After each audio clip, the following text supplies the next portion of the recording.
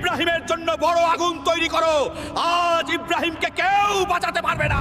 এটি একজন বাদশাহর হুকুম ছিল। এটি পুরো কওমের ফয়সালা ছিল। হযরত ইব্রাহিম আলাইহিস সালাম তার কওমকে বারবার বুঝিয়েছেন যে এই মূর্তিগুলো না শুনতে পারে, না বলতে পারে, না কোনো ক্ষতি করতে পারে। কিন্তু তার কওম তাদের বাপ দাদার রীতিনীতির উপর অটল ছিল। তারা পাথরের মূর্তির সামনে সিজদা করত এবং সত্যের কথা শুনে রাগে ফেটে পড়ত। তারপর একদিন যখন পুরো কওম উৎসবের জন্য শহরের বাইরে গেল, তখন হযরত ইব্রাহিম আলাইহিস সালাম মূর্তিশালায় প্রবেশ করলেন। তিনি ছোট বড় সব মূর্তি ভেঙে ফেললেন, শুধু সবচেয়ে বড় মূর্তিটিকে ছেড়ে দিলেন, যাতে মানুষের কাছে সত্য পরিষ্কার হয়ে যায় যে যাদের তারা পূজা করে তারা তো নিজেদের রক্ষাও করতে পারে না। যখন মানুষ ফিরে এলো এবং তাদের উপাস্যদের ভাঙা অবস্থায় দেখলো, তখন তাদের রাগ আকাশচুম্বী হলো। তারা জিজ্ঞেস করলো, এটি কে করেছে? লোকজন বলল, একজন যুবক আছে, তার নাম ইব্রাহিম। তারপর হযরত ইব্রাহিম আলাইহিস সালামকে সবার সামনে আনা